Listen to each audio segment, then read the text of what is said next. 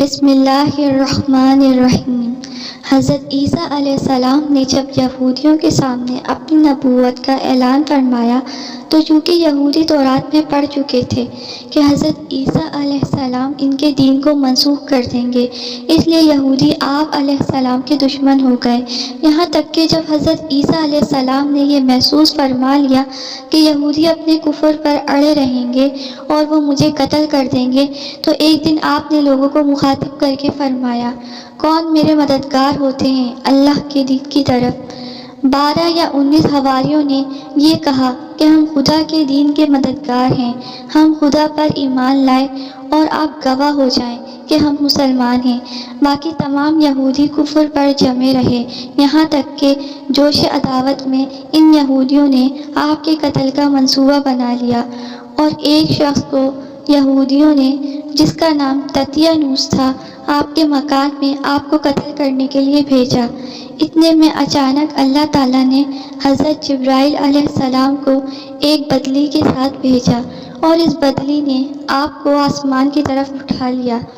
آپ کی والدہ حضرت بی بی مریم رضی اللہ عنہا جوش محبت میں آپ سے چمٹ گئیں تو آپ نے فرمایا کہ اے اماں جان، اب ہماری ملاقات قیامت کے دن ہوگی، اور بدلی نے آپ علیہ السلام کو آسمان پر پہنچا دیا۔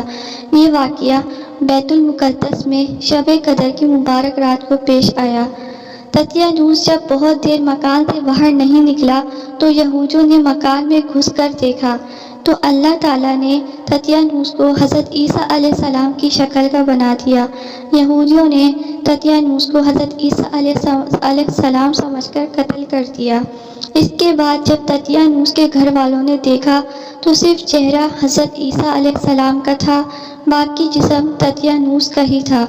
تو اس کے اہل خاندان نے کہا، اگر یہ مقتول حضرت عیسیٰ علیہ السلام ہے تو ہمارا آدمی تتیانوس کہاں ہے؟ اور اگر یہ تتیانوس ہے تو حضرت عیسیٰ علیہ السلام کہاں ہے؟ اس پر خود یہودیوں میں جنگ و جدال کی نوبت آ گئی اور خود یہودیوں نے ایک دوسرے کو قتل کرنا شروع کر دیا اور بہت سے یہودی قتل ہو گئے۔ اللہ تعالیٰ اس واقعے کو قرآن مجید میں اس طرح بیان فرماتے ہیں۔ ترجمہ: اور کافروں نے مکر کیا اور اللہ نے ان کے ہلاک کی خفیہ تدبیر فرمائی، اور اللہ سب سے اچھی تدبیر کرنے والا ہے۔